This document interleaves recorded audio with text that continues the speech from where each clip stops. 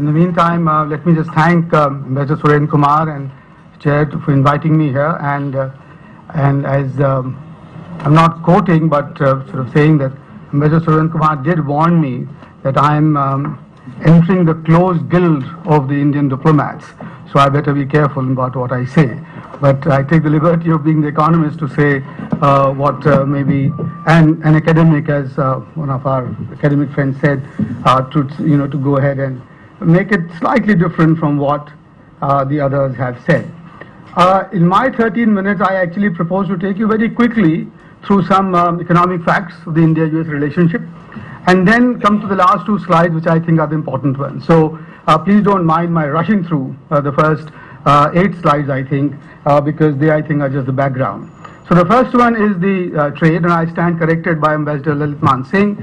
I thought the India-China trade was the largest. He corrects me to say that if you include services, which is the IT exports, then the India-US trade becomes larger. But also, please do notice the fact, the graph below, which is that the India-US trade has been doing rather well since 2008 and 9. The rate of growth has been quite remarkable, much higher, than the other European economies, etc. So it's not a relationship that we can ignore. But the fact also remains that the Chinese total bilateral trade with the US is $562 billion as compared to ours about 100, 5 times as much. And the Chinese surplus, the Chinese trade surplus with the US is a wonderful $380 billion, which is more than the total exports of India, which are about $328 billion. So I'm pointing this out to say that when Ambassador Lalit Mansingh talked about the importance of the US to India, this 5-fold expansion that is the potential for the Indian entrepreneurs, Indian industry to the US market must be kept in mind. And I think that's something, as far as I'm concerned as an economist, very important, because the external demand to India's growth, the contribution of external demand has so far been negative, except for the last 2 years, last 2 quarters, when imports have become higher than exports. Persistently, the external demand, exports minus imports, have been a negative for India, and makes it a bit of a unique economy, emerging economy. Second one, trade balance. As you can see, lo and behold, India, the US, is one of our largest trade surplus countries. If you look at this is just the commodities, which is $10.9 billion. The others that you notice are Indo, Sri Lanka, and and India, Bangladesh have come anywhere close to that. So China, of course, which is very often I'm told is something that you should counterpose with the US relationship. Mistakenly, people say which is the US, and as Ambassador Lalit Mansingh tried to correct, a declining power versus a sunrise power, etc. Our trade balance is not only negative, but our trade relationship is hugely imbalanced, where we are the commodity suppliers and they are the manufacturing suppliers. The trade composition, this is something that I thought you would like to see. And the fact is that of the top 5 exports, more than 50% are those from the US to the US, which you could call as labor-intensive exports, which is either the gems and jewelry or the textiles and so on, which would really be something that you would want to focus on, because in India, and ladies and gentlemen, this is something that I now repeat in every talk that I give, we need to generate 1 million jobs per month. That's the toll. That's the task that we have. And I don't hear enough talk about this in any of my academic or policy related forums, which I find rather strange. We, the elite in our country, are happily going, taking that on board and continue to talk about demographic dividend, while not, I don't think, doing enough for our labor intensive exports or imports. In fact, we have almost reconciled to the fact that India will not be a mass manufacturing economy. Some very senior people in the government today talk about India's manufacturing will be the high-tech, high-design, industry, which will not generate employment that we want to do. On the import side, you can see that we are importing, of course, the pearls, the uncut pearl jewels, etc. But also, it's got high-tech import components from the US. And here, I think I should point out that if the LNG, if the restrictions on exports of natural gas from US were lifted, which they should be from the US, India would probably start importing energy from the US in a big way in the years to come, and that's something that we should be looking forward to. Anyway, let me come back to that. American FDI flows, a pittance as far as I'm concerned, $500 million in 12 and 13.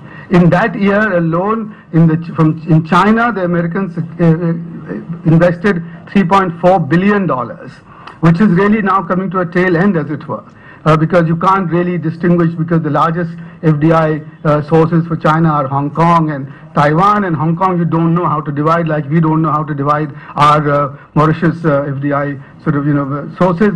But the fact remains that the American FDI is much lower than, as far as I'm concerned, than the potential that they have, and they still generated not too many, but 355,000 jobs between 2007 and 2011. I dare say that, and this is where I want to just bring up one other fact, that very often we talk about US exporting from China, not China exporting to the US, which is basically the distinction is that the Chinese gave in some sense a carte blanche to the US firms to come and invest in export-oriented industries, and they are the ones who brought with them the market access, the marketing technology, the whatever else, etc., so that the US firms became the largest drivers, the biggest, the most important drivers of exports from China to the US. The Chinese had no expertise whatsoever to try and get to the US market, because it would have taken them much longer. The only thing that they did was to exceed in some sense to the US demand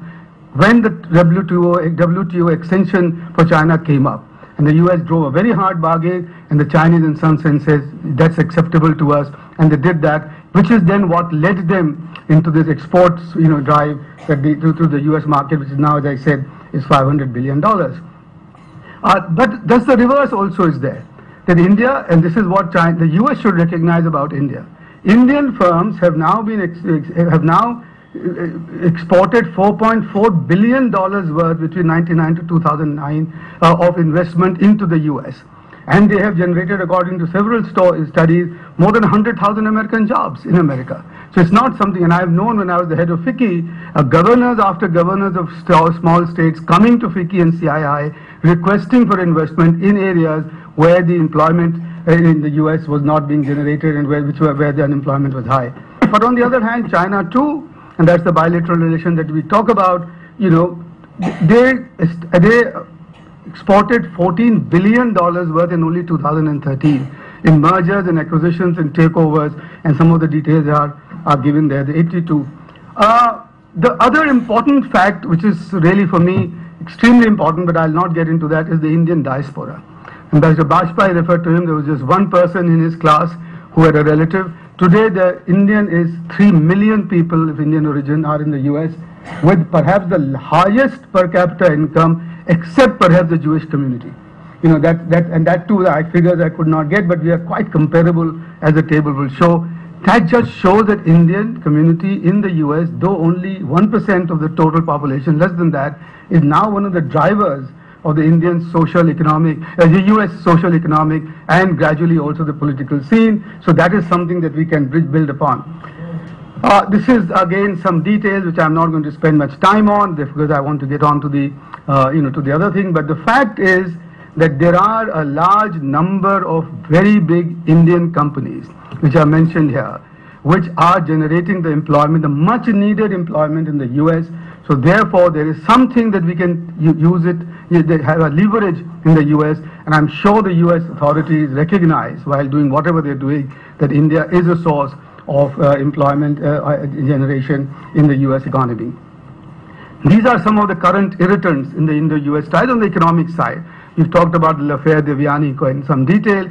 I'm not going to debate about it, but just one side remark, and I say it with a lot of trepidation because all my diplomatic friends are on the panel. One of your colleagues, sir, told me that the best way to get over such embarrassment in the future is to treat all your employees as embassy employees, and not to do what Ms. Devyani did to her domestic help, which is what you do, I believe, in some missions like Geneva. So why put this at risk, that use the Vienna Convention to, in some sense, wink and smile at situations which have become conventions, and not let our diplomats afford the kind of domestic help that they need at the rates which are prevalent in every economy. So that's something that I would like to just point out, but nonetheless, my focus is on the economic side. And here, I think the first one, the new immigration law, now the US has brought forth a law which says that any company which has got more than 50% of HB1 visa holders, which are the non-Americans, they have to pay a fee of $15,000 instead of $5,000 that the others would do. And this is, of course, a big irritant to the Indian software companies. Just to point out here, however, and this is something that I quote from the latest report brought out by the American Enterprise Institute, that they have, however, raised the limit on the total number of immigrants that you can have in the US, which has been a substantial increase. I can't go into the numbers just now, but that's from the Indian side, these are these complaints that we have. I've listed them there, 8 to 5. The only thing that I'm going to talk about is the licensing requirements and the dual use. I saw so many instances where the American companies wanting to export to India could not do so because there were restrictions and they had to take n number of clearances from their own ministries before they could do so. Issues from the US side, I think some of them have been talked about already. I just want to go down to the last point. Please read the others. The national treatment. And I say this simply to say, the American companies may please stop complaining so much, because our entrepreneurs face similar, if not the worst conditions that they complain about in India. The same regular, the same restrictions, laws, etc., etc. So to that extent, what we afford to them is what is called in the WTO the national treatment. And it's very difficult for any government to give you better than national treatment in your own domestic economy. Maybe if the American I'd say this to the American companies quite often, let's complain even more loudly about retroactive taxes, etc., because what you may complain may bring succor to our own Indian entrepreneurs, and that'd be a good thing that we might have.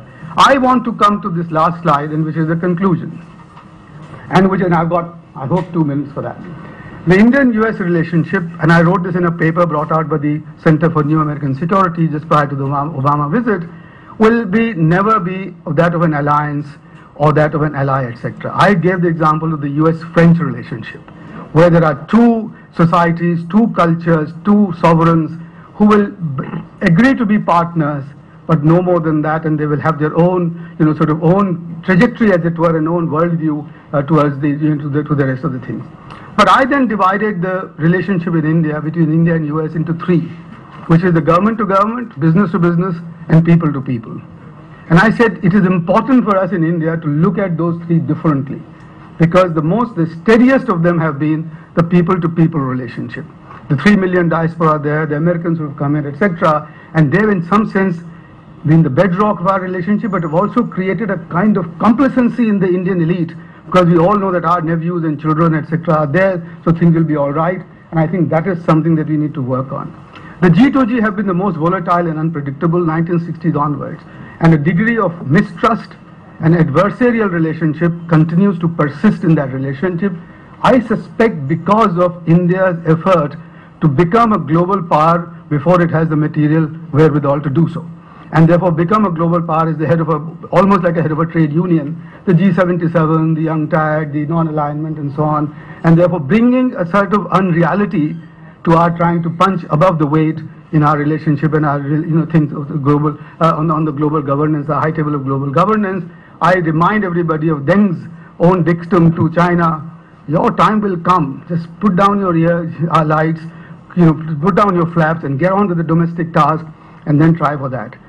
The key, as I said, and I'm going to end here, is that we have to make our B2B relationships the bedrock of our relationship. And I give 2 immediate suggestions that I'll not go into, but the longer one, the more general suggestions I want to make on this one, in almost like the Chinese style, because they talk in sort of without verbs and so on, is do to US, India should do to the US what the Chinese did to them. And that's one thing that we can learn from them. And what were in my view, at least in my interpretation, what they did was unilateral liberalization on economics vis-a-vis American firms, but strong reciprocity on the geostrategic and political terms. Those are the 2 things that you want to read. And the other 2 would be cool the rhetoric. Rhetoric doesn't take you very far, but it spoils the environment and the ambience, which is what we are very often tending to do. And finally, let's focus on our domestic factors here, because that will give you the hard power, that will give you the material wherewithal to improve this relationship and then try and get that relationship to a new level of understanding and maturity, which is currently lacking because it's all 90% of it is still rhetoric. Thank you very much. Thank you.